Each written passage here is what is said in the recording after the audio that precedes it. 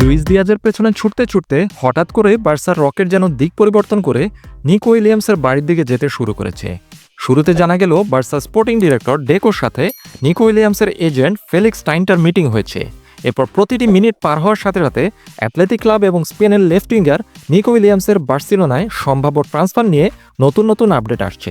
গত সামারে এই নিকো উইলিয়ামসকে নিজেদের দলে টানার ব্যর্থ অভিযানের পর ব্লগরানারা 22 বছর বয়সী খেলোয়াড়ের কাছ থেকে সরে এসেছে বলে মনে হচ্ছিল। লিভারপুলের সুপারস্টার লুইস দিয়াজকে বার্সেলোনা লেফট ফ্ল্যাঙ্কের টপ প্রায়োরিটি হিসেবে চিহ্নিত করেছিল। কিন্তু গত কয়েক ঘন্টা ধরে কিছু ইন্টারেস্টিং ঘটনা ঘটেছে। এখন শোনা গেছে এই ইস্যুতে আরও বড় একটি ডেভেলপমেন্ট হয়েছে। স্প্যানিশ একটি সূত্র জানিয়েছে যে বার্সেলোনার ম্যানেজার হ্যান্সি ফ্লিক ইতিমধ্যে নিকো উইলিয়ামসের সাথে ফোনে কথা বলেছেন। কারণ আর কিছুই না, বার্সেলোনায় হ্যান্সি ফ্লিকের আকর্ষণীয় প্রজেক্ট নিয়ে তাকে বুঝিয়ে সুঝিয়ে রাজি করানো আর কি।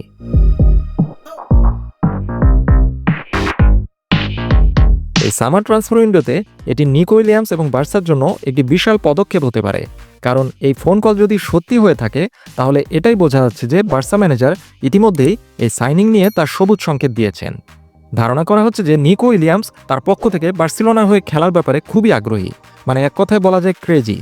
এবং গত সামারে রেজিস্ট্রেশন সংক্রান্ত জটিলতার কারণে বার্সায় যোগ দেওয়া সম্ভব না হলেও এবার হয়তো তিনি ভীষণ আগ্রহী।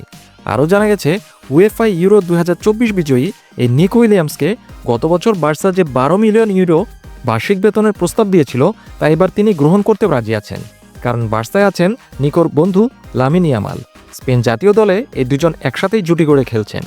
বার্সেলোনার ক্যারিশমেটিক কোচ হ্যান্সি ফ্লিক যেহেতু অ্যাথলেটিক ক্লাবের এই সুপার ফাস্ট উইঙ্গারের সাথে আলোচনা শুরু করেছেন বলে মনে করা হচ্ছে, সেহেতু পরিস্থিতি এখন অনেক দ্রুত এগিয়ে যেতে পারে। কারণ জোয়ান গার্সিয়াকে রাজি করানোর ক্ষেত্রেও এই হ্যান্সি ফ্লিকের একটি ফোন কল অনেক বড় ভূমিকা রেখেছিল। তবে এক্ষেত্রে একটা টুইস্ট আছে। অ্যাথলেটিক ক্লাব যেহেতু বুঝেই ফেলেছে নিকো উইলিয়ামসের প্রতি বার্সার আগ্রহ আছে, তাই তারা নিশ্চয়ই সস্তায় তাকে বিক্রি করবে না, অনেক বেশি দাম হাঁকাবে। তাই বার্সাকে যদি নিকো উইলিয়ামসকে উড়িয়ে নিয়ে আসতে হয় তাহলে নিকোর চুক্তিতে 62 মিলিয়ন ইউরোর যে রিলিজ ক্লজ রয়েছে, বার্সেলোনাকে সেই রিলিজ ক্লজ অ্যাক্টিভেট করে ফুল পেমেন্ট করেই তাকে সাইনিং করাতে হবে। সে ব্যাপারে বার্সা কনফিডেন্ট এবং ক্যাপেবল কিনা তাই এখন দেখার বিষয়।